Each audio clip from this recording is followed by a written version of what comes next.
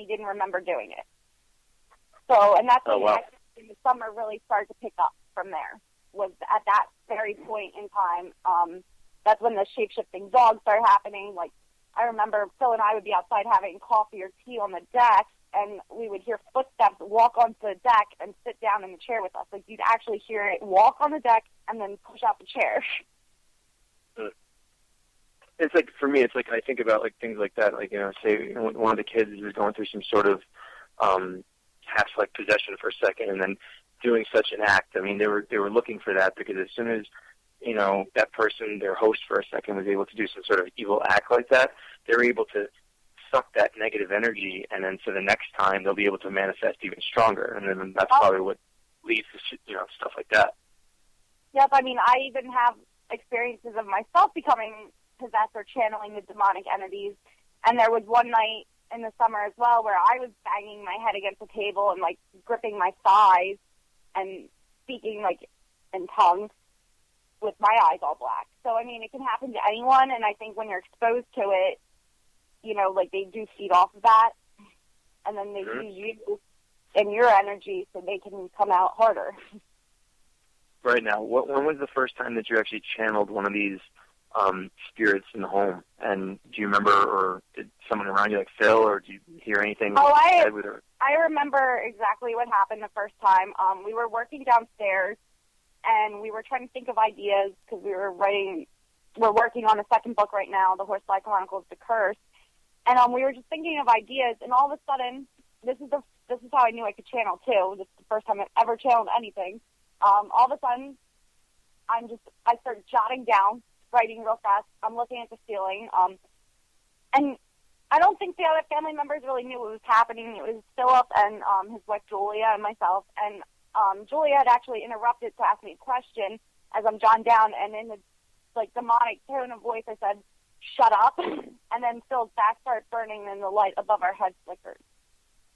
And that happened at the table that we were sitting at when you came over. Right. That's crazy. Now, out of all the times, like, have they channeled you? Like, have they had any, like, messages that you guys could actually take and try to analyze and be like, what does that mean, or where does this go with that? I think, like, the first time, the whole second book was pretty much, like, the idea that I came up with while channeling. Other than that, I think it's been mostly just threats towards my safety or the safety of the others in the family. Mm-hmm. It's almost like they were pawning off the negative energy, just throwing it on you like it's a blanket. Yeah. And just, spreading it around like it's a sick cold. Well, I think they were also using me to scare Philip and the rest of the family, and to make them believe that. I was like, the fact that, when you're talking about legitimate demonic entities, these things are literally at war with us. Yep. And that's what's so scary about it, is that these things can observe us, and we can only get an idea of where these things are. And they're tactically have such a, serious advantage against us, because they can tap into the future. Obviously, the future's not set, because we all have free will. So, like, at an instance, something might be, a little bit different than it was. But these things, can see, have a really good idea of where we're going to be at, what kind of situations are going to happen, and they will push us towards the darkest corner they could possibly can of the situation that could potentially happen. And, that's why it's, people need to be so delicate and, take note to what can happen. Phil, now, everything that's been going on, I know I actually had a discussion about you, because, I do the same thing, too, a lot. Like, when I know that something's not nice around, I can pretty much, deal with a lot of stuff when I'm fully awake, but when I'm trying to relax and be in bed, and you turn off the lights and you have those eyes on you, like, that you feel like someone wants to do harm with you, it's, getting to sleep is not the furthest thing from happening anytime soon, so I'd have to leave the light on. But, when did that actually, did that start happening since you, moved into your house, or has that, progressively happened throughout your life? Oh, that's happened throughout my entire life, where the dark entity would know your fears, but instead of me trying to fight it, it's like it was pulling into my energy with a magnet, and it started to grow with me, this dark entity. And what it does, this is what you were saying, it'll take the life path that you're going in and put it in a different direction. And that's pretty much where it was going, because at 21 years old, I was working as a bouncer, and I got involved with organized crime, and my life was taking a total turn for the worse. And as crazy as it may sound or seem, that these figures, some of these underbosses, there's a bar that I used to work at in Staten Island, they knew I had a gift. And the gift was that if I would use that Ouija board 90% of the time through darkness, I would be able to find people that were missing for them, that were in hiding. And it was only the intent of darkness to do that. So as I got older, it grows more now. It grows with you throughout all your years. And it gets stronger, like you were saying. And it comes to the point where you're almost one with this entity. And now the free will of it almost comes on a demand. And up until this day and age, now I'm also going to try to battle it by having a home reblast. We did it about 2 weeks ago, but unfortunately it only lasted for a day. So when Carissa had said that my younger son also killed a rabbit, you see, we talked about bringing in a priest. And if you're an evil spirit, just the way they are, they don't like that. And they'll do anything to cause friction now at that point, because it's a warrant. Well, I will tell you that was one of the worst nights in this family's home, because words cannot describe the negative energy and the friction that was on this house with like turning on a light switch. These dark entities knew that we were trying to remove them through, I would say, light work, and they retaliated to everybody. Was either in a screaming match, some kind of physical altercation. It was bad. It was really bad. And you could have cut that with a knife. That's how you felt that negative energy. So I got the siege out. We opened up the windows and the doors to get it out, because we knew that battle was not going to be won that night, unfortunately. And when these entities grow with you, they also have the capability of making a person become what I call possessed. Now, back in the summer when Carissa, we would sit on the deck and just have coffee or tea, and then all of a sudden, one of us would start to turn. And you'd be like, are you there? You okay? And the only way to describe that is you feel this weakness that goes over you, and it starts to take your body over. While your mind is still there, your body's taken over. In a sense, like you're almost like you have no control at that point. And its ultimate mission, like you were saying, well, what's the cause? What would a demon want? What do they want? They want to cause chaos, destruction, harm to others, but they also don't want to be removed, and they don't want to be tampered with. Now, I've had another paranormal team come to my home, and the first person that walked into this home couldn't breathe. They grabbed their throat. They actually could not breathe, and I'm like, what's going on here? They ran back outside for about 10 minutes and then came back in. And they're like, something attacked me. So it seems like the dark entities, no matter where they are, if they want to be somewhere and they don't want you there, there will be a standoff. And they will fight. And it doesn't mean that you actually have to see a demon, because most of the time that's not the case. What it is that they'll let you know because you'll feel they're there, and they'll make you start to think things you didn't want to think. And they will find your weakest link. Whatever your weakest link is, they will gravitate to that and use that against you. So this has been going on throughout my entire life.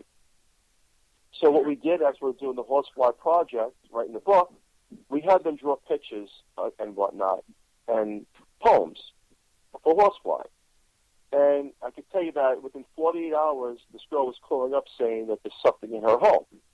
Now, at that point, I thought it was either coincidence or psychosomatic, but she started to say she was dreaming of demons, which she never did, and that there's flies everywhere in the home. And I said, well, that could be a coincidence, up until I was on a conference call with her, and she started screaming that there's something in this house. Don't get off the phone with me. And one of the alarms in the house was going off, and she went into the basement and pulled the alarm, the little speaker thing from the wall, and flies started coming out. And she started screaming, and the phone got disconnected.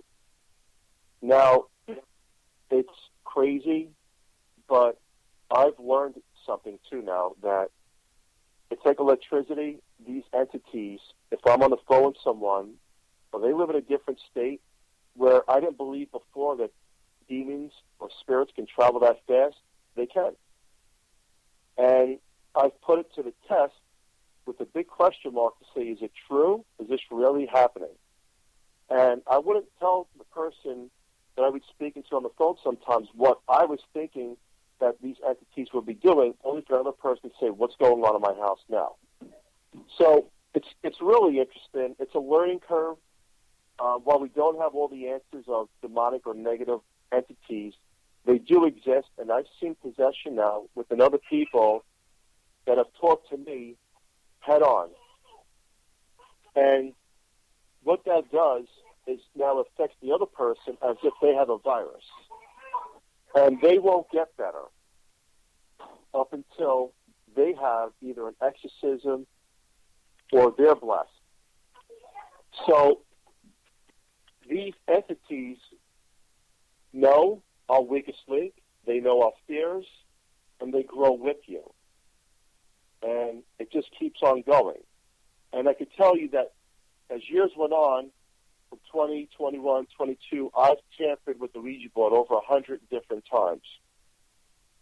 It came down to, I went to a store in New York City called Magical Child that's sold potions and incense and all that stuff. And I bought the book of Gosha, which was another huge mistake based off of King Solomon's work.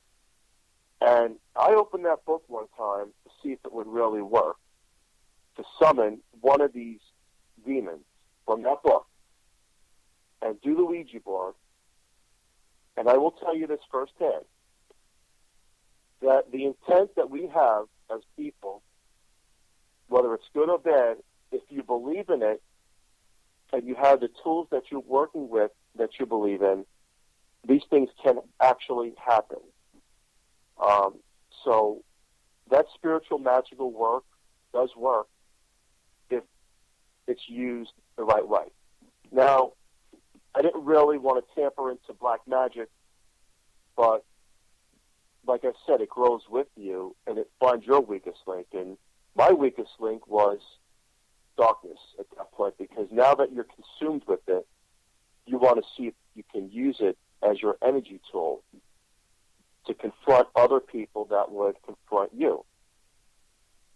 And it does work, and it grows to a point where now you can't separate yourself from these entities because they're with you. And they feel like it's been a deal made, so now you go on. So 2 paranormal teams with over 50 people have been affected by these horseflies, flies, or something that was happening to them during the transition of the story. And while they've come back to me and said, is this even possible? Again, I wasn't sure. But when I started to put all the pieces to the puzzle together, I'm here today to tell you that it's very possible and it's all true. And I'm glad you came here for that long drive because, again, it's just somebody else that, look, if you would have walked into my home and say, you know what, Phil, I got to be honest with you, I didn't see anything, feel anything, and let's call it the end of the day. I think I would have been happy with that. But the fact when something gets validated to a point where it's been happening to someone their entire life, now it's like you know now that how real it is and what this dark entity actually wants. The end game is fear. Because the longer any one of us lives in fear, the demons win. So I'm going to pause it there to see if there's any questions from you or for Carissa. Well, I actually wanted to ask you, like, I know you got really deep and then you started playing around with, the Book of Gosha, and you said you had played with the Ouija board over 100 times, and, was there ever a moment where you were like, wow, I'm really, like, got myself, too far in this, but then you actually have a battle with yourself because, this stuff is working and these things are trying to influence your emotions to push you further because they're luring you in and intentionally trying to victimize you, even though they're making you feel like they're empowering you. And that temptation is a fight and a struggle between your consciousness. I mean, what was going on? Like, were you just like, okay, I need to keep doing this, or were there a moment where like, wow, like I want to get out of it, but I can? Like, were you like struggling with it or anything like that?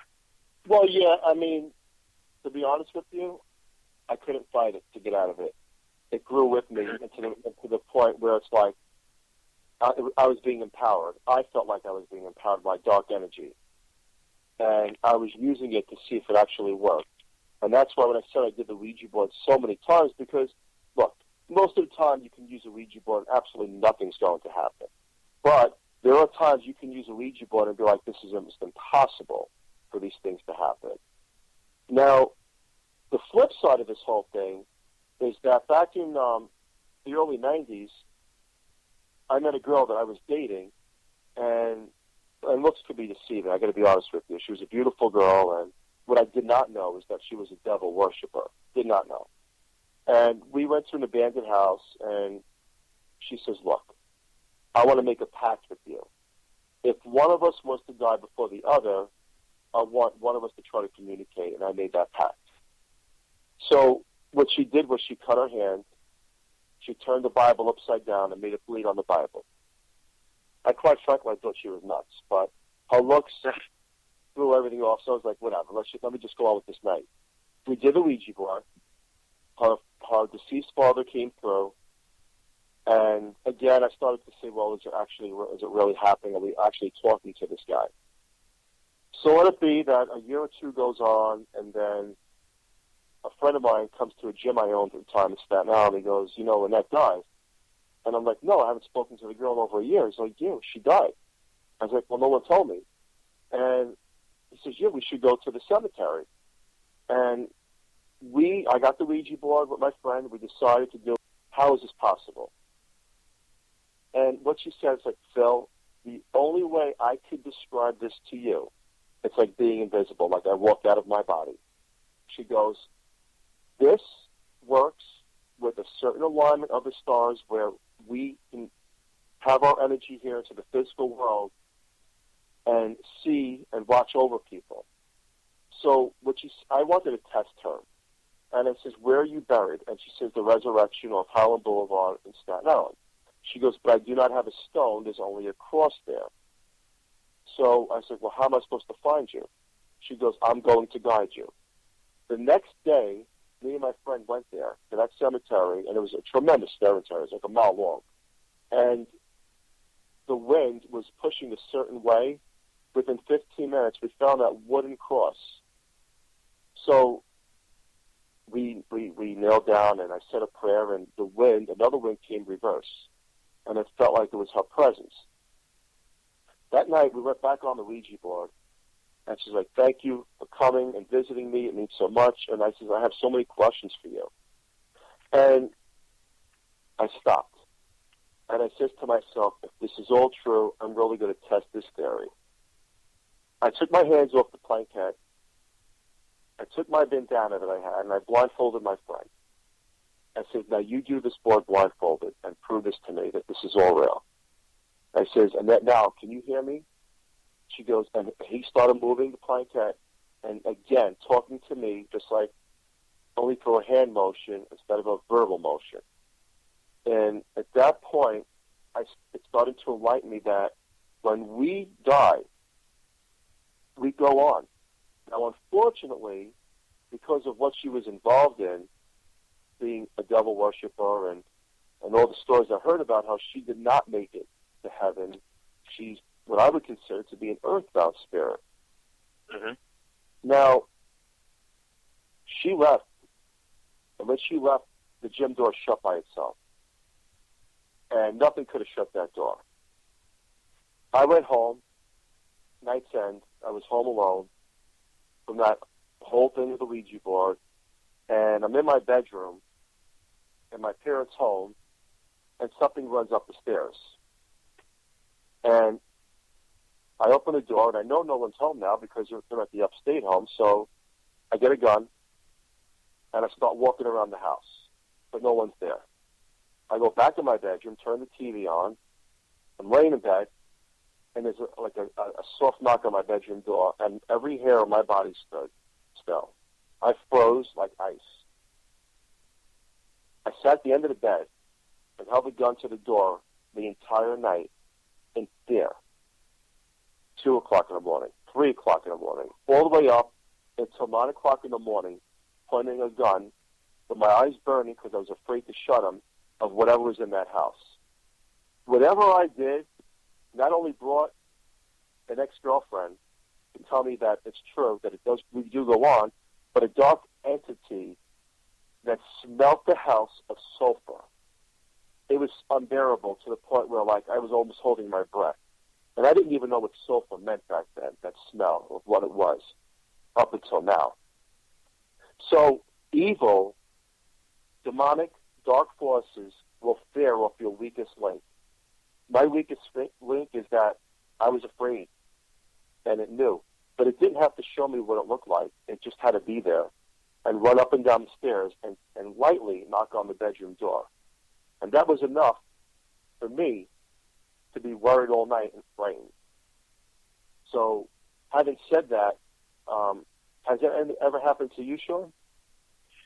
I've had plenty of things come at me while I'm sleeping, and I think I had told you before. I've seen a lot of these things, and for me, obviously, thank God, I never got involved with any the occult stuff. But I also played with the Ouija board. I was coerced to play with it on an internet ghost show, and I severely regretted it. I went through oppression, and it was the worst experience I've ever been through in my life, and I think that's a pretty powerful statement to say. I went through it, and I know a lot of people that would have wanted to kill themselves, and possibly would have, but I could never kill myself, and somehow I was able to recognize it was 2 weeks of just the worst utter pain. It felt like my family was being burnt alive, and I was being stabbed all over my body, 24/7. I'd have to wake up from my bed and walk up and down stairs and, walk around circles. I'd have to pull over my car. If I was working out at the gym, I felt like being buried alive. If I was working, I'd have to go to the bathroom, put water on my face. I'd have to have a couple of beers just to make it subside a bit. How many situations of these are demonic things are actually involved and influencing and considering, people who get involved with doing bad things and bring negativity to them. But all in all, I was able to recognize what was going on. I looked up about psychic protection, and I was able to do a full grounding of myself. And I imagine, the white light around my body and inhaling all positivity and exhaling negativity, and imagine black smoke coming out of my body. Imagine the white light, Jesus Christ, all around my body, and imagine your feet as roots growing deep into the ground everywhere. And I did this for about 3 minutes, and right after that, I felt about 75% better, and I saw a red glowing ball fly right out my window, and I was just like, mother. I was like, that's when I got angry, and I was like, look what I just went through. And within 2 days, I was back to normal. And, I still had, a little residual of it, but, the amount of difference from what I did and saw that shit go right out my window, I knew that I was oppressed. And these things amplified my emotions negatively and set me up to the worst possible place I possibly could be in. But I also believe that God made me go through that for a reason, and I can recognize that. And when coming into homes or talking to people on the show or whatever, I can, hey, look, people are going through these types of things. I know exactly what you're going through. If you've been oppressed, if you're going through any of these negative emotions where you're is it spiritual? Is it something demonic and stuff like that? Hey, look, it's what I try to say to everyone. If you are having negative emotions, if you're feeling so out of the ordinary, depressed, angry, and it doesn't make sense, you have to sit there and seriously take a step back and be objective about your emotions and be like, where are they coming from? Because if they don't make sense, and if you have ties to the occult, or if there's something that, anything that could be linked to something spiritually, like you have to take a step back, because these things are trying to influence you, to push you to the darkest corner of your life, to ultimately make you hurt someone, kill someone, or ultimately the prize is making you kill yourself, because suicide is a mockery up to God, saying, hey, look, God, man can't handle being man. And that's the whole core reason why these things are down here, and were sent down here by God, and they fought against God because they did not want to give up the higher knowledge as angels to worship man, to worship souls of our bodies going into these physical bodies in the physical world, to live our life with no knowledge of anything, going through the trials and tribulations throughout our life without any higher knowledge of spirituality. We're finding out our answers in our lives on our own, through experience, through free will. And that's why it's such a special experience. Life, because the potential of lessons that we can learn throughout our life are so unfathomable. And that's why I believe why God created us, because He realizes we can learn and have a better brightness to our soul that could return. I also believe in reincarnation. Like, I believe that we keep coming back, and we want to come back because heaven is so perfect. That place is so perfect. You feel completely, utterly full of ecstasy and happiness and love. And I believe that each time we can come back to this world, we can learn something new. And if we get through life and do what we're supposed to do and bring light into where there could be darkness or would be darkness, and we do, things for our fellow man throughout life, then we can get that little bit more of a brightness to our soul. And that brings us a little closer to God each time we come back.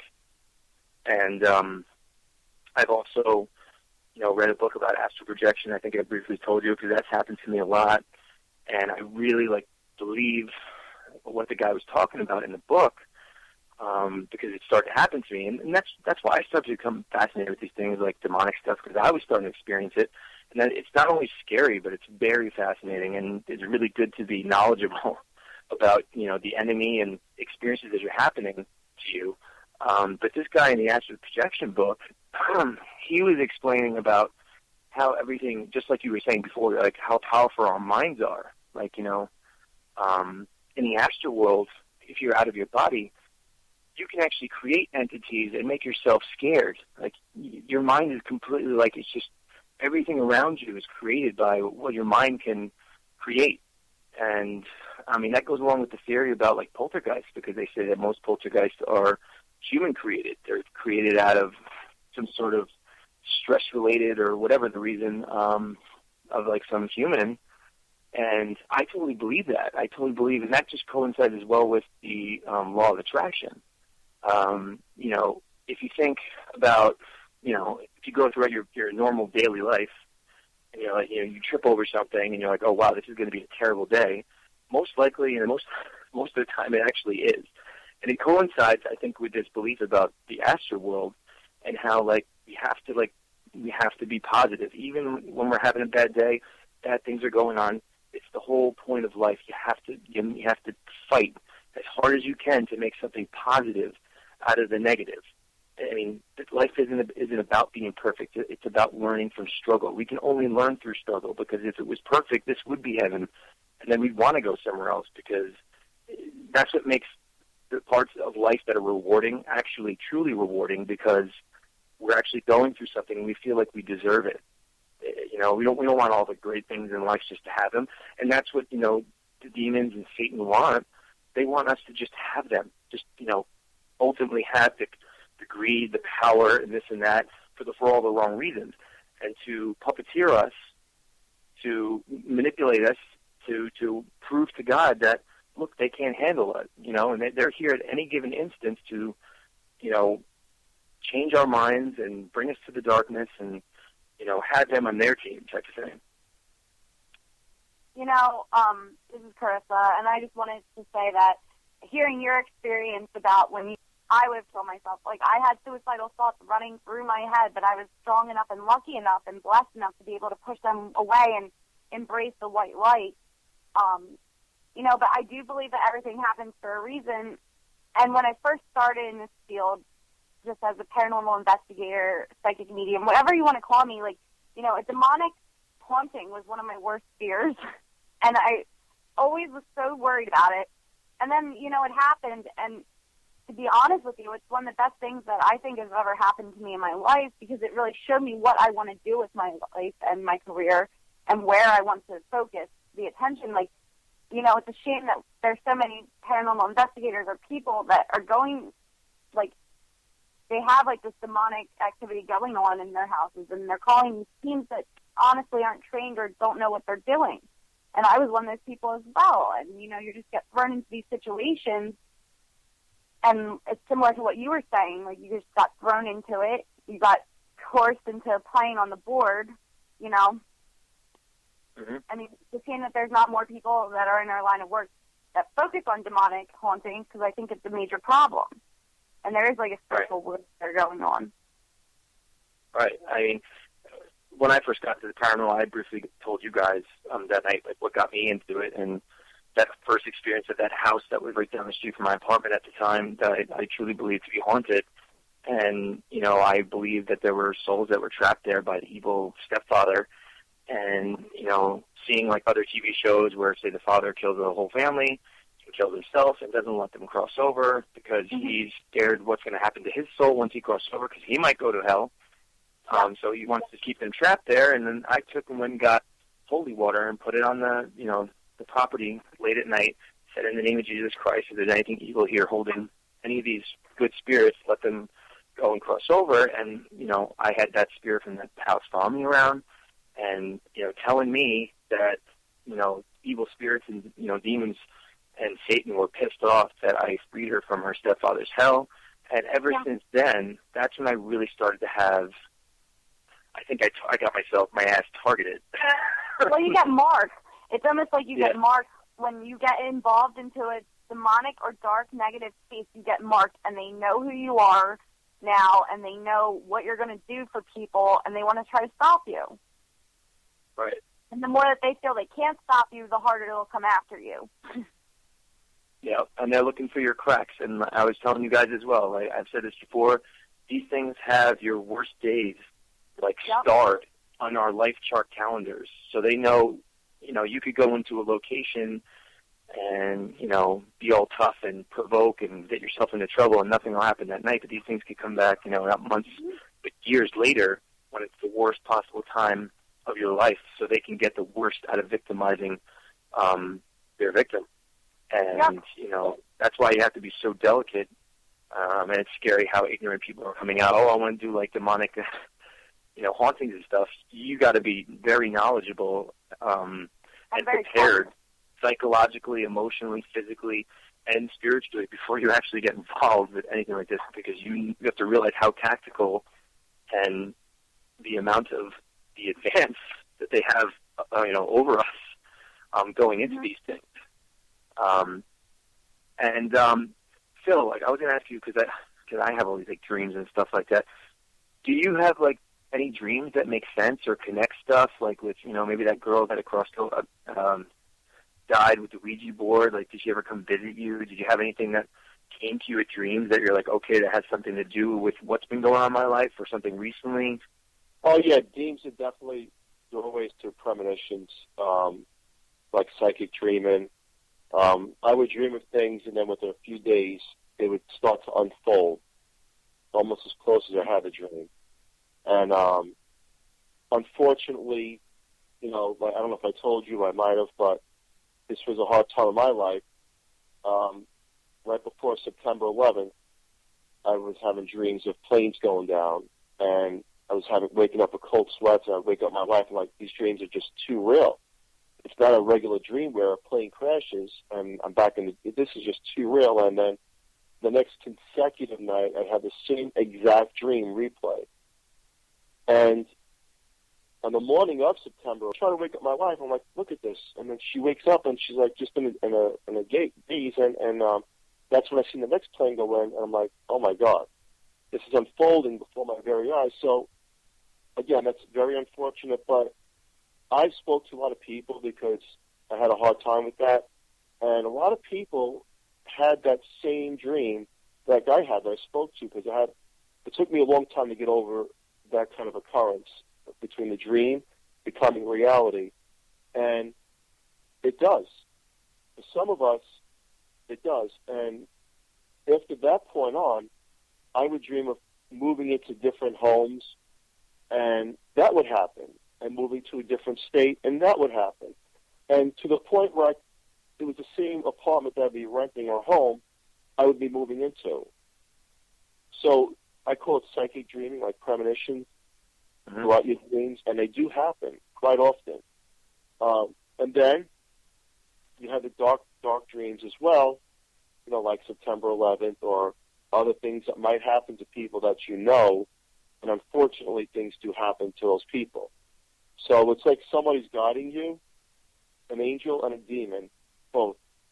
And many, many of times I've had sleep paralysis, many of times, to the point where I'm like, maybe there's something wrong with me, where I'm sleeping in bed and I hear the bedroom door shut, and I'm alone. And I feel something coming on the bed, and all of a sudden I get this tingling through my entire body, just tingles. And I'm trying to lift myself off the bed and move, but I can't move any part of my body. And then it just pulls you into this nightmarish feeling, like you're in a semi-coma and you could just see. And then it brings me into these nightmares, these severe nightmares, demonic nightmares. What kind of demonic nightmares have you had? Back in hell. Like I'm back there again, where I'm looking at all disfigured. It pulls you right back in. And here it goes once again. You're into these nightmarish dreams where these demonic forces are present again. I call it sleep torture, I guess. That's what it is. And then I've gone through that many times, the paralysis myself. And how would you explain your situation on that? Well, I think there's three reasons for it actually occurring. I think that there's a natural way that sleep paralysis actually can occur, and then I think that it could be an actual evil spirit triggering it for whatever the reason, trying to attack you. And then I also have read, and I truly believe that from reading the Astral Projection book, is that sleep paralysis begins at the beginning stages of astral projection as well as the ending to it. So when I've astral projected, I go into sleep paralysis. I feel like a buzzing at the back of my neck, and then boom, I'm having some sort of the best way to explain it, which I'm sure when you're seeing anything, you can't move. The only thing you can do is think and look. Yeah. And until it actually ends. So I think there's a few different factors that contribute to different reasons why it actually happens.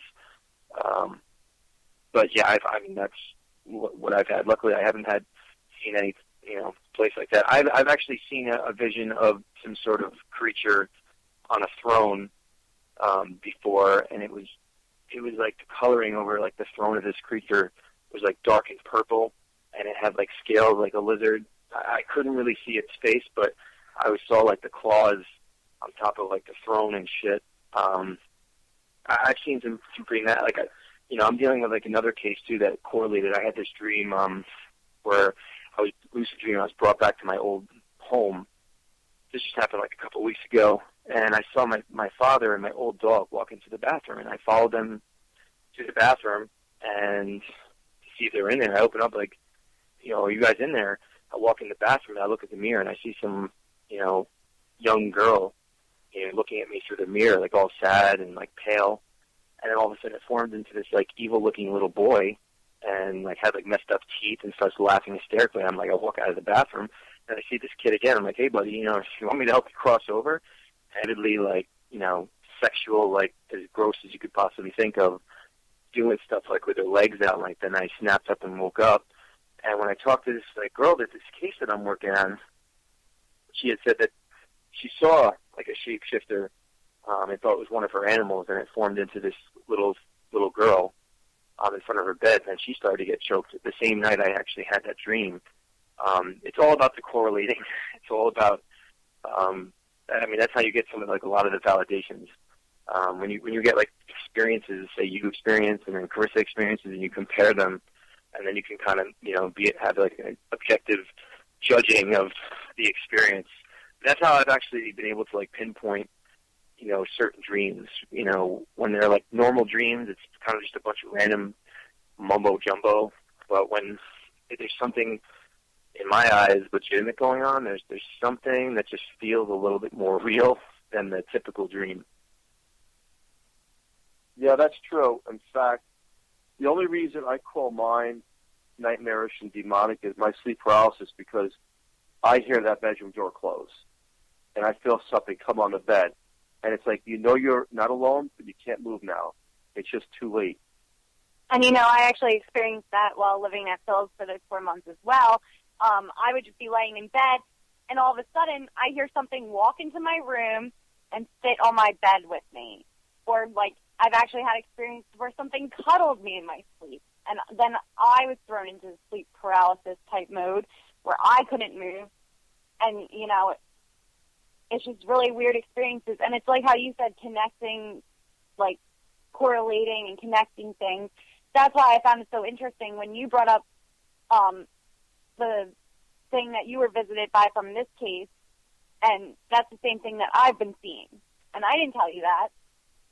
So it's just like little connections like that just, they blow me away still to this day. No.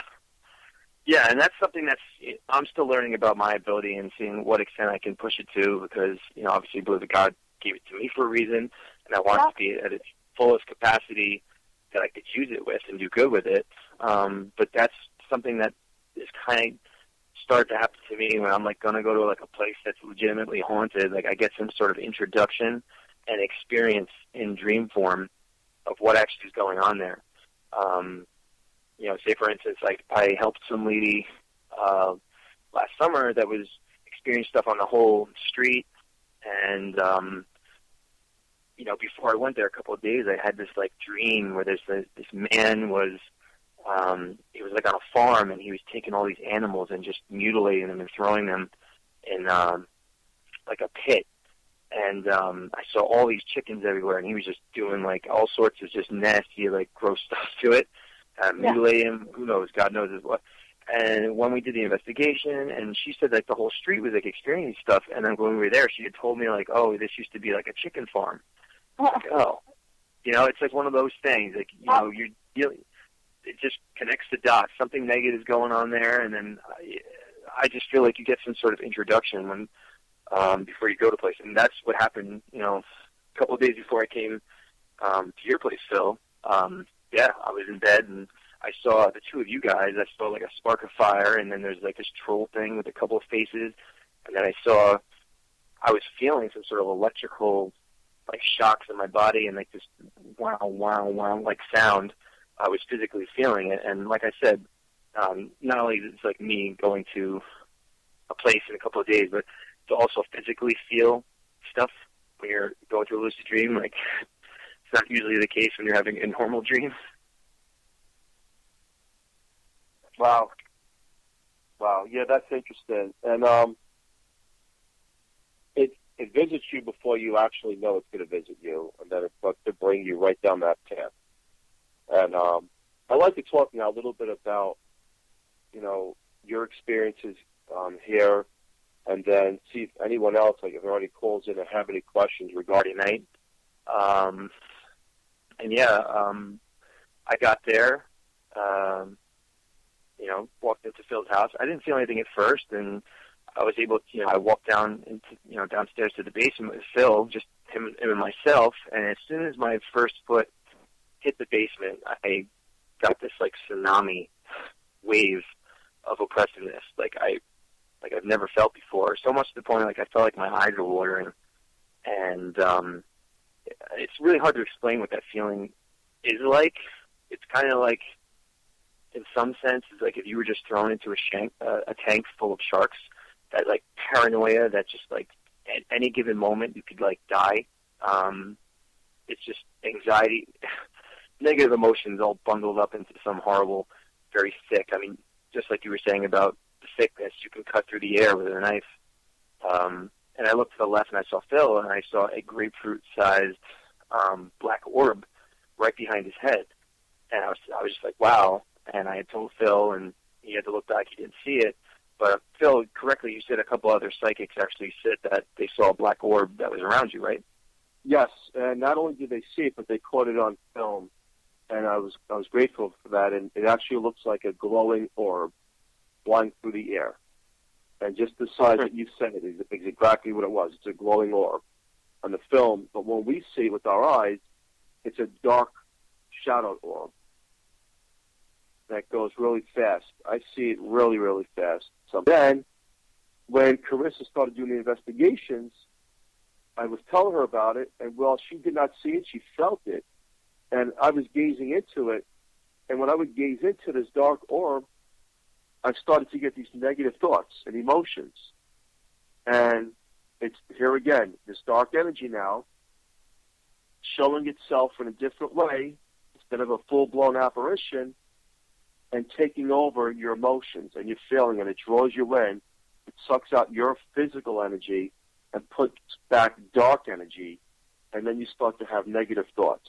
I actually see it as a full-blown shadow person with a top hat, or I don't see it, but I'll feel anxiety-ridden and have, like, all these issues going on in my mental state of mind, like if I'm staying over and it's there, because it's not always here. It comes and goes.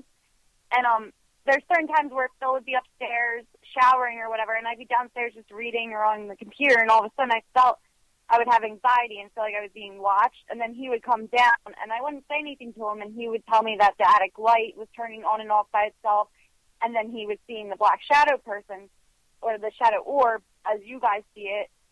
So it's kind of weird how that correlates, and it's another connection. Right. And, yeah, I've never, felt that level of oppressiveness in going to a place. Like, I felt a little bit, and then it would kind of cease, but it was there from the first time I walked in there, and it just built from there. When Phil first started to sit down at the table, and Scott was sitting next to me, and it was all building from there. Scott, do you want to talk about your experiences? What happened in the first part of the night? Yeah, when we all first sat down at the table and we were discussing everything, it was pretty interesting because, and what blew my mind was the sheer power that you could sense and feel. And it was just, I don't know if you felt it, Sean, or what, but I know it takes a lot for me to feel anything because I'm pretty open-minded about everything. And that was just crazy. It was like boiling water. And it was like starting from one point, but was progressively increasing little by little. As soon as I was down in the basement, I'd already had like my stomach in a clenched like fist position. It was just like more and more and more. And when we sat down, and I mean, it's pretty creepy. Phil sat down there, and he's, saying, that this thing wants to communicate with me. And I'm like, oh, great. Yeah. Sitting there at the table, and that's when that building, that energy, it was just so thick. And for someone like Scott, go ahead. I was going to say, it was almost like you just saw an explosion, and you were waiting for the feeling, the pressure from the explosion to hit you. It was that time between what you saw and waiting to feel it. That's what it felt like. Right. It's like that doom is about to hit you, the doom of the remnants of the bomb. Yeah, and, luckily Scott was recording during this, and, Phil was, what happened? He was like, Sean, what are you doing here? I just, went around it and said, hey, look, I'm just here to experience and know what's going on here. And then I asked him his name, and you actually know the name that he said, right, Scott? Yeah, we actually did find out. I sent you a link to it. The name that you got was Belial. That was the name of a demonic thing that I actually heard psychically while we were there during this. I think it goes all the way back. He was one of the guys that used to do work for King Solomon. used to be one of the demons on call to come and help King Solomon do work. So it's kind of ironic that you got that name, and the book that Phil read was basically from King Solomon's time. I mean, it's a right. I thought that was the creepiest part you told me, is that demon's name, because I've heard of that demon's name before, but the fact that it's associated mainly with the book that Phil had actually read was kind of creepy to me. But you know, from there on, what happened next? What happened next? Well, what was that? After that, things got pretty intense, and Phil was pretty much, I don't know, Phil, you're still on with us, but you were pretty much locked right onto Sean. I mean, you guys were ready to have a nice conversation about what was going on. I don't know who was talking to you or who was making you do it, but very, very, very strong stuff. And then Carissa finally snapped you out of it, which I was happy about, because I don't think Sean was expecting you to do that. I was expecting, it felt like we were going to go into battle with it. So and Sean I could sense from him that he was not expecting it nor ready for that at that point in time, for that extreme energy, as none of us really were, because we were just having conversation, and then all of a sudden, you know, the energy at the table is like war's about to happen.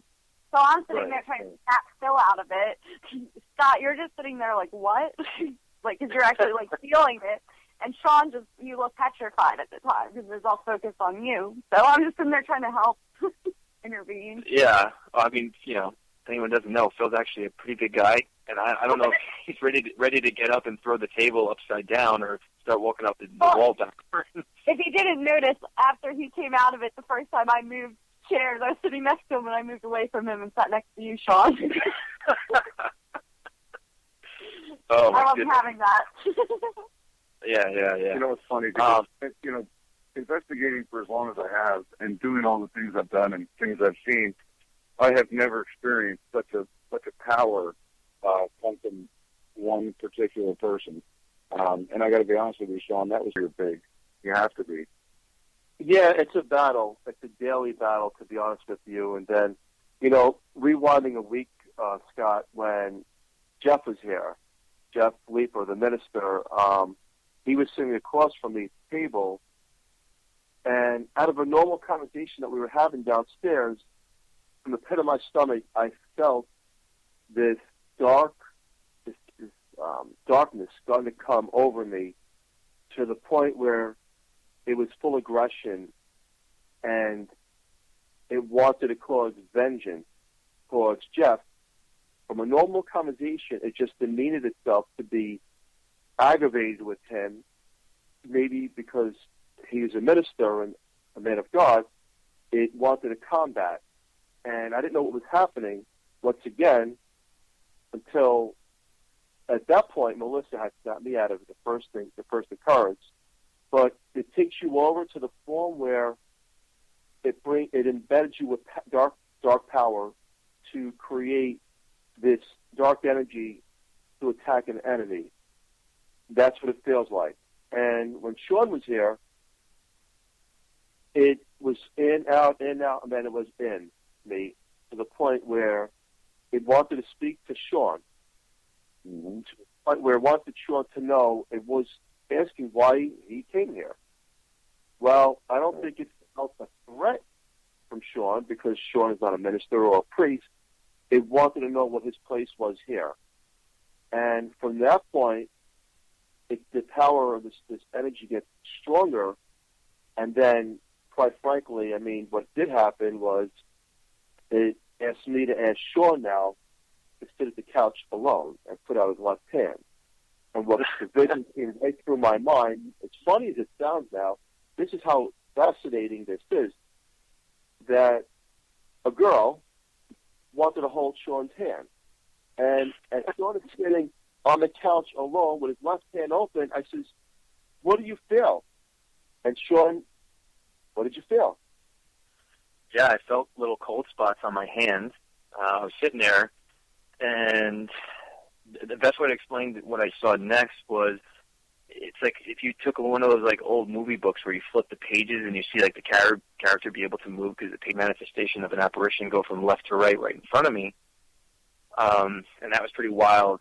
And then Phil actually told me to get up, and then he told me to put my arms out as if I'm going to dance with her. I'm like, oh, this is getting pretty freaky.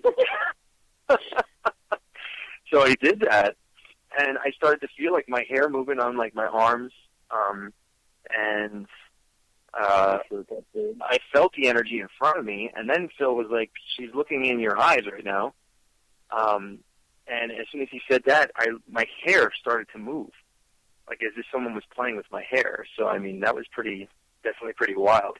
And, you know, that's definitely what's going on. Like, you definitely have, you know, evil spirits, but, you know, having abilities and going from place to place. I mean, you've had abilities before you even got involved with the occult. Like, you have spirits that will follow you because they know that they can facilitate communication and make them feel like they're human again. And obviously, I was the pawn in that situation to be able to make her feel like, oh, this is where I am, have him do this type of thing.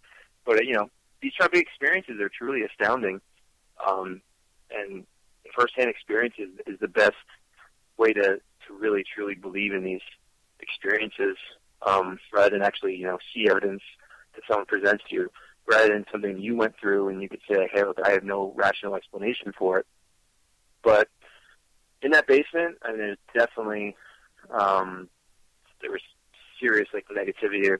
That's first day. Well, actually, there was another thing that was interesting, too, is that when I was at the table, I think Scott was like, you had got up, because I actually saw, like, a flash of, like, a pool ball, and Scott actually didn't even tell me till, I think it was yesterday, that I was like, you know, I saw, like, psychically, I saw, like, a pool ball, like the 8-ball, and I looked over at the pool table, because there's a pool table right next to the table they were sitting at, and I'm like, you know, is something going to happen over the pool table? And actually, Scott had gotten up. He was, like, a little frustrated because he's in the room with pretty much a bunch of sensitives that get to experience stuff pretty easily. And, Scott, what happened to you when you went by the pool table?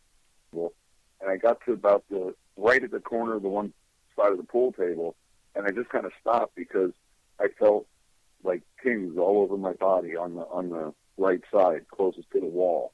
And I never felt that before. So I waited a few seconds until it dissipated. It took about 15 seconds, and then I was able to walk around the rest of the table. But I'd never felt anything like that. It was like that part of my body fell asleep, you know, that tingly feeling. And that was weird. I never felt that either. So there was definitely stuff in that house that I've never experienced at any other location. And I thought that was pretty strange, too, that, like, before earlier, Phil, you had asked me to go walk around the pool table, and that same exact place where Scott allegedly felt that was where I stopped, and I thought I felt something. Yeah. That same little corner. Yeah. Something, in my own opinion, is that if you would walk into something or feel something, and sure as day, you did.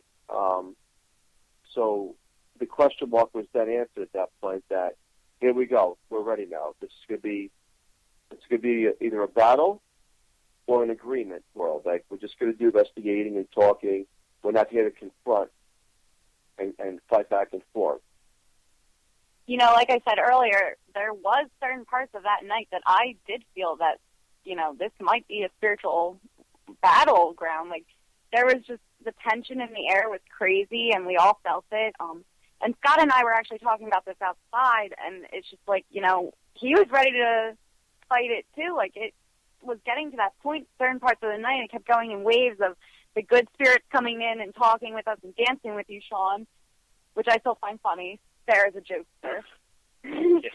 Or, you know, like, we're getting evil and demonic names on the spirit box, and it just kept going back and forth in waves. It was a pretty wild night, and I'm glad you guys both were there for it. I wish I would have got that on video. I really do. I wish I had the DVR system set up and we got Sean dancing. I think that would have been great. That would have been. Maybe next time. Sean's ghostly dance another dance instruction video. Okay. Absolutely. Sarah wants another dance, Sean. So. If anyone has any questions they want to call, if you're more than welcome. You know, the number is, let me just double check.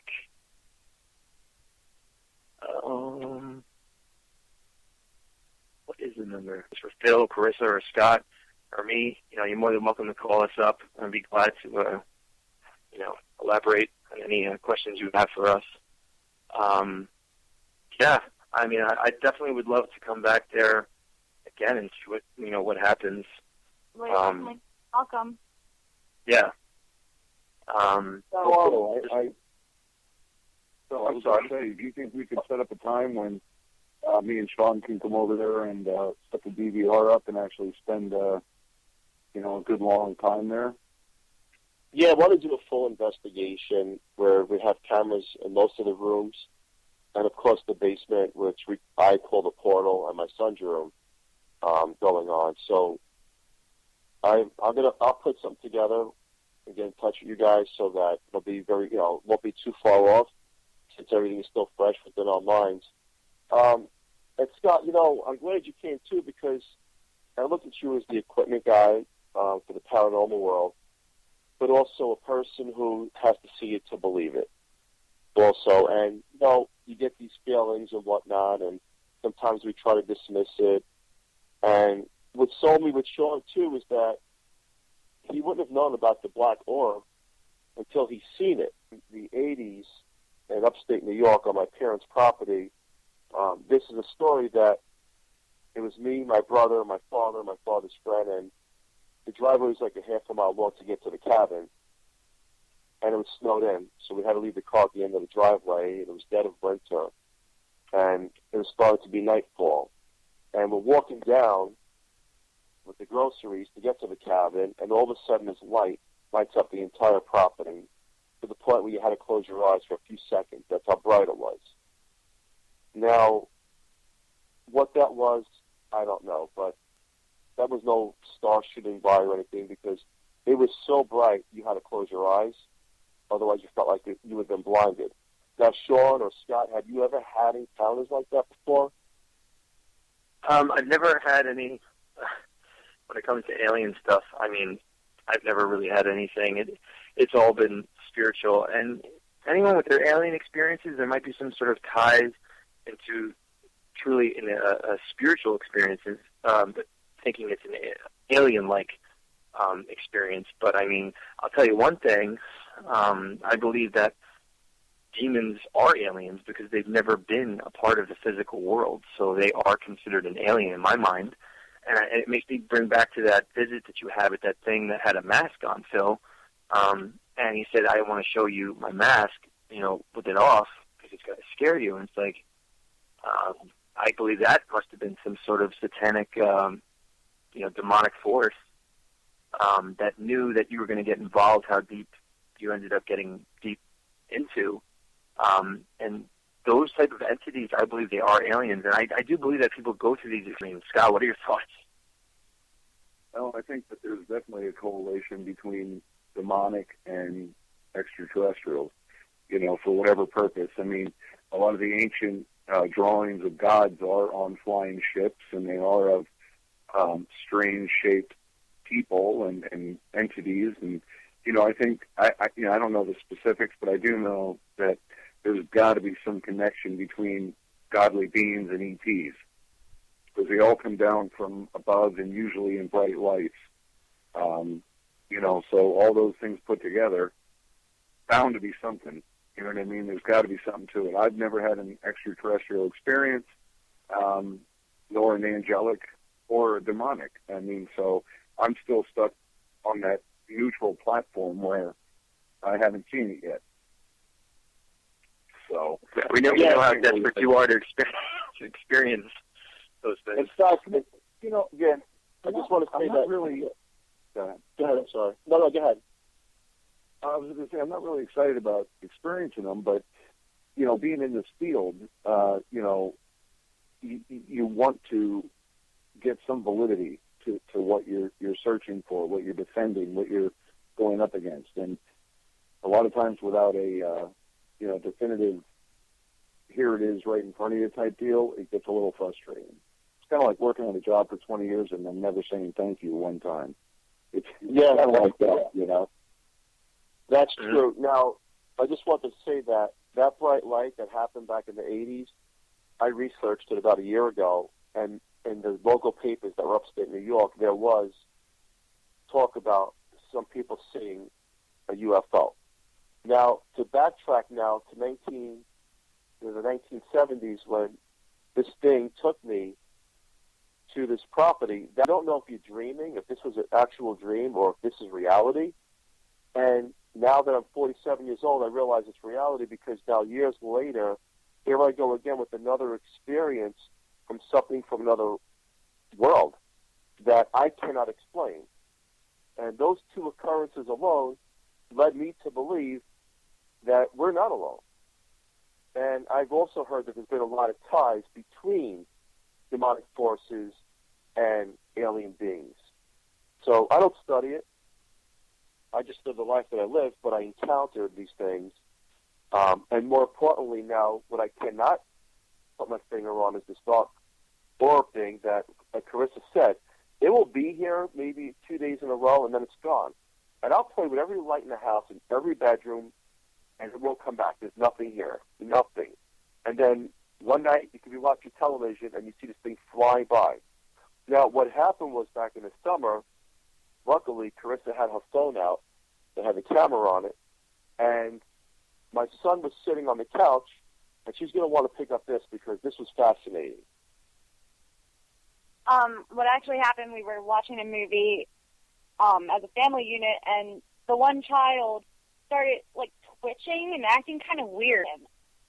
And the way it flew, it wasn't a dust particle, it wasn't the lens reflection, it wasn't a bug. It flew out of him. And then he was acting perfectly normal. Then the other child that was sitting next to Phil started, like, twitching and, like, convulsing. So I took out my phone and did the same thing with him. And then I saw it literally fly out of him as well, and then back into the other child. And it was like a pinball effect where it was going back and forth between the children. And, I totally, absolutely believe, I see them myself, but, a lot of people have this argument about orbs. Oh, they're all dust and stuff. It's like that, if you believe in ghosts, the soul leaves the body. They do not have to be in the form of an actual body anymore, like hands and feet. I think you're a ball of consciousness, and certain ghosts are capable of manifesting themselves to look like what they used to look like. And that's what people have to understand, because I feel like orbs are like the perfect disguise in between dust and stuff like that. And then, like you said, when you see orbs do certain patterns of movement and have life to it, I've done experiments with it, and I've been very successful, and just proves my point even more. When you see orbs that have certain paths, and considering what's going on during this type of thing, it makes more sense to me. I agree. There's been other times that I've videotaped and I've caught a red orb dancing around the house on a laser grid. There's just a lot of different things that just, pretty crazy here. Even when Scott and I first met, we were at Starbucks, and the time I'm being, circled by this little fly, and I don't know if you remember that or not, Scott. That's stuck in my head. Yep. It's just things like that, Yeah, it's amazing how these little instances that are little connections. When you get into the paranormal field, once you become aware of spirits and the fact that we are not alone and there's spirits everywhere, it's kind of like when if you're in a room and a spider's on your arm for the rest of the night, every tiny little instance of feeling that you have in your body, you think it's a spider, and that's how it goes with with spirits. Knowing that they're everywhere around, so every time you hear a little noise, you're like, okay, what was that? What was that? But I try to brush off certain things and occurrences, but there's just things that I can't explain away, like having something sit in the bed with me, and the same night the wife, Julia, is having things sit in the bed with her. Yes, I already said that before when I was chatting with everybody. And Julia just came downstairs, so I'm going to let her talk for a little bit and say about her experiences. Hi. Oh, hey, Julia. Well, I basically just told everybody before what was happening to me. When I'm home alone, it seems to, find your weakest link, and I don't like to really be home alone that much. So when I'm home alone, I hear knocking on the doors and especially if I'm in the shower, I'll hear like something knocking on the door, or when I go to bed, I'll feel like something's jumping on the bed, or laying in the bed, moving in the bed, and there's obviously nobody there, stuff like that. And you've actually, I think when I briefly talked to you, you had said that you've actually had, you've been able to see ghosts, and you actually grew up in a haunted house as well, right? Yeah. I've never actually was able to see anything, but I can feel them, and I always knew that things were around me. I can sense them around me, but I can't actually see them, if that makes any sense. Right. You can actually get a feel for like a presence in the room. It changes. Definitely. Yeah, there's all little bits and pieces of abilities. You know, they might come in just one little piece of it, or they might come in jumbles, but everyone's got like a different. But I believe everyone has psychic ability if they, learn how to unlock it. Exactly. I try to tune out because I'm afraid and I don't want to really be bothered, so I try to tune out as best I can. I grew up in a house that was very haunted. Now it was the house that was haunted, so I've grown up with all kinds of stuff like that. What kind of negative experiences have you had personally since this began? Well, I've woken up with a lot of bruises that I can't explain, that I don't remember, hurting myself, stuff like that. That's basically it. I'm always waking up with bruises all the time, every day. And that's weird. And I think I just saw you in chat before. You usually are, taking a sleeping pill to get through the night. I have to, because that's the only way for me to just zone. I have to zone everything out, because I have to get up in the morning. I can't be up all night. Right. Well, including if Phil's leaving the light on and has the Final PM, TV goes on loud, fan on. It's kind of funny. I know I don't sleep with the light off in this house. I don't blame you. During the summer, me and Julia would wake up and compare bruises. Every night of our lives, we just wake up with all these bruises, and we'd be sitting there comparing them. There was a period of time where both our hair started falling out around the same time. So it's just weird connections like that. Yeah. Sean, it's funny because as soon as... Go ahead. Yeah, I have that bad experience that my hair tends to fall out a lot when I'm stressed. It's really scary, and it depresses me, and yeah, that's really Phil, that's really creepy. That is definitely creepy. Phil, what were you gonna say? What were you gonna say, Phil? I think it was Scott. Oh, Scott. Yeah. No, it was definitely. You could definitely tell when you turn the lights off. There was a huge difference in the house, especially in the basement. It was pretty carefree. You felt it, but as a non-sensitive, the minute the lights went off and the candle went on, it was totally different. It was kind of like, somebody just tagged in the big guy in the wrestling ring, because it was now it was his turn. It was really weird how it changed the whole atmosphere. Right. It was like the curtains were open for the dark room now. Yeah. Yep. It was definitely strange. And that's for why someone like you, for someone like you, Scott, that's so good to have someone like you there who don't, pick up things that easily when it comes to being sensitive, and to actually feel something that extreme, just proves how strong that dark presence was in the room with all of us when that was going on. Pretty unsettling, to say the least. Well, there's definitely a lot of activity at that house. I got to be honest with you. So we need to get back in there or something. Scott and Sean, I've been thinking about something, and this is an experiment I like to do, if possible, with you guys. When I said it wasn't it's not exactly, the house or a building or a hotel, or it follows me. As when I told you I went from heaven to hell, and born here with these dark entities that follow. Now, and see if these entities followed me to where we are, that destination. Because back in the summer, I went to my brother-in-law's house in New Jersey, and I'm in the bathroom, and it's that dark orb was there. And I've never seen that dog go fly around to another state recently, up until this summer.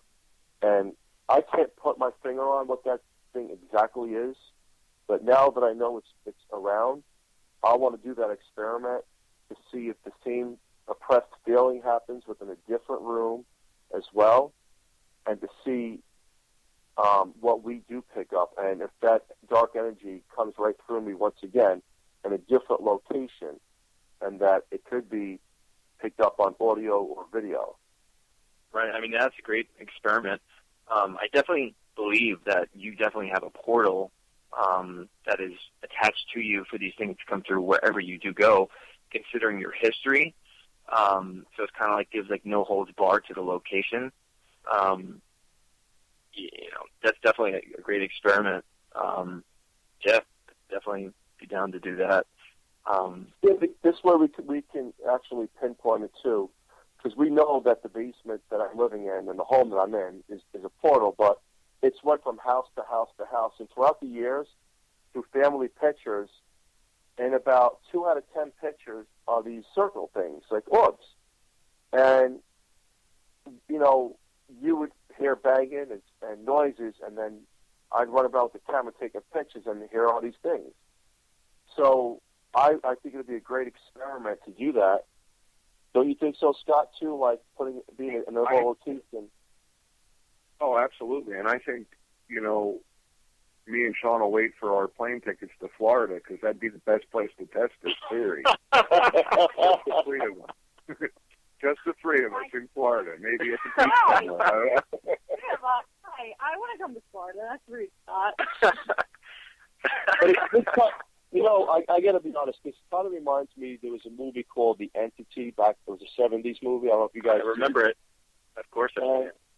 And she went to a psychologist, and then it came to the point where they put her in a room in a lab, and put her bedroom in the lab with cameras, and they tried to freeze the entity that was harassing her, and at the end exploded on the ice. So, while we're not going to do that, go to that extreme, I want to see if that it follows to where wherever we meet, and see if we capture it as well. And that'll be our second experiment. Because I already know that what I'm dealing with. Up in this early afternoon, I had problems in the home. My wife went out Christmas shopping, and just 2 of the boys were upstairs with me, and there was something moving around downstairs, but talking as well. And I went down, and of course, it's nothing either on film or audio. Yeah, absolutely. Now, I got a question. You've lived in that house, what was it? You said 7 years? 2010, so it'll be 5 years. Okay, 5 years. I know you've done like a lot of history, like messing around with the Ouija board. You did the Book of Ghosts. Like, have you done any like in the house that you live in now? Because if that's the case, then the portal will be there whether you're there or not. What's funny is that before we bought this house, we were searching online looking at homes, and this home, the pictures that were online in the previous owner, there was this monstrous orb over the pool table. And I showed my wife, I was like, look at this. This is the house that we're going to get for some reason. So we met with the real estate agent, but unfortunately the house was under contract with someone else. So then we looked at other homes. And about 3 months later, it was off contract. The real estate person called us. He's like, why don't you come see this home again? We came back only to find out that we were eventually going to be signing papers to buy this home. So remember I said that the entity or dark energy or a demonic figure is always one step ahead? Remember I said that in the previous conversation? Absolutely. Well, here it is again. It's one step ahead. It knows before you're going to do something. It's saying, hey, I'm here ready. Let's get this party started in that fashion. And sure enough, I'm living here. So it kind of directs. It's very similar now to the dream pattern. When you say some of your dreams come true and happen, it's the same occurrence. It falls right through like a puzzle. And here it is again. So, once again, well, I didn't do, black magic in this home or anything. It was already a new step ahead.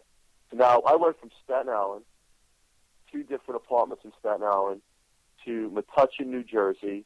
And in Metuchen, New Jersey, in the year of 2002, there was occurrences there that also frightened me. Remember I said your worst fears will come true? Well, one of the fears I don't like is I don't like spiders, quite frankly. I just don't like them. I'm right there with you with that. I have arachnophobia myself. So yep, me too. I would be sleeping in bed alone in a house happened day after day after day that these things would keep presenting themselves as my fears. Well, as time went on, in that same place that I rented, I was watching TV like 2 o'clock in the morning, and this little boy was holding a balloon, walks down the hallway with these big blue eyes, and he stops and looks at me, and I'm thinking it's my imagination. And then he keeps walking. I get up. I try to wake my wife up, but she's already Tylenol PM'd out. And I walk in the hallway. I'm looking down the hallway, and this boy turns around, halfway down the hallway, looks at me and disappears. A month later, my son is born. Now, these entities know how to show you things as well. Before they go into happen, they're showing you things that are about to come within your life.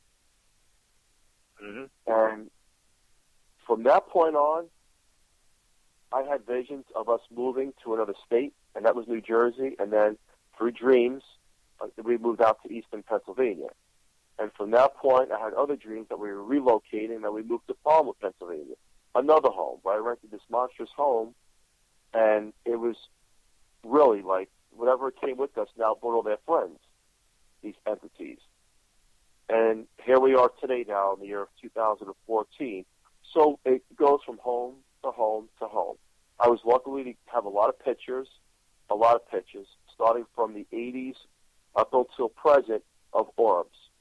And while some people, again, they say they're dust particles, there's no coincidence in the fact that when you hear a noise and take a picture and you're capturing something, that is no dust particle. That is another entity presenting itself on flash. Oh, yeah. And I wanted to actually go for so it happened where a family was looking for a house and, every week, and they got this one message from a realtor, we'd like you to come check out this house. We think it'd be great for you and this and that. And when they actually called the realtor to say, like, we got your message about this house, blah, blah, blah, we'd like to check it out. She's like, well, I never called you. I never even left you a message, but I do have a house for you. And they actually ended up going and looking at the house and then ended up buying it. Now, they started to have negative stuff happen to them in their house. And she became pregnant, and she was pushed by a spirit down the stairs. And she was having complications, and bad things were going on. And they had paranormal investigators come to the house, and they found out the history of the house, that there's a history of pregnant women that were pushed down the stairs and actually lost their babies. And it ended up being some sort of vampire-like spirit that was sucking the energy from this female and killing these babies. And I thought that was just like pretty astounding. Just as you said, yeah. I mean, that to me is like wild. I mean, you get a phone call from a realtor that never even left you a message, but they do have a house for you. I mean, that's demonic right there. I mean, seriously, to take note of. But I absolutely believe in that, 100%. It's funny that you said that, because remember that same child I told you seen walking down the hallway in New Jersey? When I moved to eastern Pennsylvania in 2005, we had bought an old Victorian home with those steep stairs, and I went to go get that same son out of the crib, and I missed the top step. With him in my arm, I went straight down to the bottom. He flew out of my hands, and I missed every step in between, broke my knee, everything. And something ran into my leg that was running up those stairs. And I told a neighbor what was going on, and they dismissed it and laughed and said, there's no possible way that something ran into you. A month later, their son, the same thing happened to him. It ran into him, and he broke his leg. So it's as if something was running up full force and knocked you down. And something in my mind told me at that point, you better talk to these, whatever it is, these spirits, and let them know that there's no standoff here. You could stay here, because it feels like it's a confrontation for some reason. And what enlightened me, to be honest with you, to a lot of knowledge of the spiritual world, Carissa, as a trooper, began to know this family and brought her equipment in and whatnot. And watching her every day wake up with that spirit box, it's funny in one way because I hear the spirit box going off every single morning. I tell my wife, why does she still have that thing going? It's so noisy. She's running around the house with it. But then I came to understand like what she's actually doing. She would record hours and hours and hours. And I thought, is she nuts? What is she doing? You know, there's FM radio here. We do have 101.5 or 99 The Hawk. But she lets me know I have to capture every voice in every room. And then till one day, weeks later, Carissa, sit down in the room, and I'm going to put this on a computer now. I want you to hear what I'm hearing. And what I heard were voices talking, actual talking voices, like mini conversations. And that opened up my eyes. I'm like, wow, now that's almost impossible. And then, you know, when she started catching other things on film and the that little meter thing she ran around the house with in different areas, that also enlightened me because I try to rule that out as electricity setting it off, but only to know that you could walk around an area and nothing would happen. You walk around the same area and it's going to go crazy. So you're actually walking into the ghost, for example. So and she wants to grab the phone from that point because I was impressed, to be honest with you. No, I just wanted to say I'm actually talking to Melissa Leeper on Facebook Messenger, and it's actually pretty funny. I was telling her that while Phil and I were doing the show, we were both seeing a shadow person by the pool table, and I told Mel that, and I just thought it was funny. She was like, she saw it. She was seeing one too while she's talking in chat to everyone, and she said it was in her bedroom doorway, not fully manifested. But I just thought that was funny. We're just both experiencing the same thing, all three of us, like Phil and I sitting here talking on the phone, and Mel at her house while she's on chat room. Yep. Well, it was funny because you didn't even mention the fact that you got pushed down the stairs at the house either. Yeah. Yeah, I don't really like that was recently. What? That wasn't too long ago. It was just like 2 weeks ago. Right? Yep. I was actually at my farmhouse, and I got shoved, and I was sober, completely sober, and I got shoved from my farmhouse stairs. And it actually happened again the day before you guys came again, and I didn't tell you guys, but I told Phil. So I've been pushed down my stairs now twice, and it's just like this fast shove that's like, it like shoves me on my lower back, and I just go tumbling. And like right before it happened both times, I just felt chills, and I felt like something was watching me. And then I just get shoved. Thankfully, I wasn't seriously hurt both times. I'm very blessed and lucky. Sounds right. It's got to the point where it's overtaken me and wanted to cause severe harm to her. And while you try to consciously think of what's happening in that situation, there's really no control to a certain point. It feels like you're a zombie to it. It's got you over. It's got your body. It's taking you over, and now it wants, for some strange reason, it wants to cause harm to her. And maybe because she's trying to bring light here and into the situation where she's trying to help us, but it knows that, as if I was bringing in a priest, for example, and it's trying to stop her. And maybe one of the ways it's trying to do that is by attacking me to attack her. The last time did get really ugly, and we were in the kitchen. Well, I'm going to leave out some of the hardcore details for radio. I will say that it stopped just in time. Let's put it that way. And we made a deal that there's always going to be somebody else present because this way not one of us gets attacked to cause harm to the other. It knows. And it's not only Carissa. You know, there was another girl that was involved with this project, Horsefly. And she was the third-party verifier. And the night before the book reading, I was on Darkness Radio with Dave Schrader, and this girl says, I have to talk to you. I have to talk to you. There's something bothering me. We sat down at 11 o'clock at night at the table. We lit a candle, and her eyes, within 10 minutes, turned black, and I was actually in fear for my life. I'm like, what's going on with this girl? And she starts speaking very rough, and another co-worker's looking at her, and I'm looking at her. She was ready to jump over that table and attack me physically. And all said and done, when we calmed that entity down, it told me the last page of the book before the book came out. And no one knew the last page of Horsefly Chronicles up until the book was released in the middle of May. So the demon wanted me to know, again, it's one step ahead of me. I know the last page of that book, which was the most crucial page of that book. And I stayed with that girl all night at my friend's house, and I watched every hour go by. 1 hour, she was as cold as ice. The next hour, she was hot and cold. And she would have these weird, demonic talking things to her. Her voice would change, and I'd be like, another point, are you okay? And she'd be fine. So up until no one would leave a big project like this, knowing that there is money entailed in a book and a documentary that's going to unfold eventually. She wants nothing to do with it because of what happened to her and her house and to her kid and to her grandmother. She says, I'm free of these demons, and I want nothing to do with it. Please, I'm sorry, goodbye. So it goes to show you how powerful these dark forces are, and they'll find that person's weakest link and turn that person into a total nightmare. And I'm thankful now that hopefully she's okay, but that was another person that wanted to take their own lives, and she sent us emails like, this is it, I'm going, I can't take it no more. And we had to talk her out of it over the phone. So it knows. It plays on your fears and your weakest link and your dark emotion, how to get to you. And through that, it'll affect other people that are around you, just like static electricity.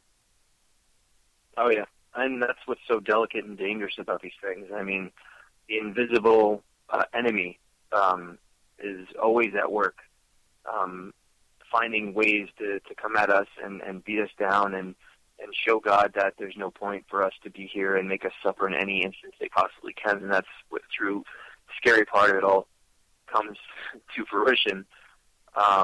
We got about a few minutes left. I mean, you guys want to say any last words? You want to give information where they can contact you if they have any questions or information about the book and when the second volume will be coming out?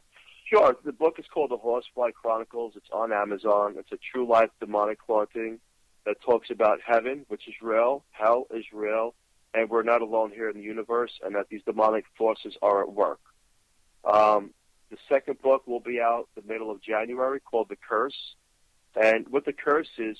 to this house to investigate, and we can't wait to have you guys over again and set up those cameras and, really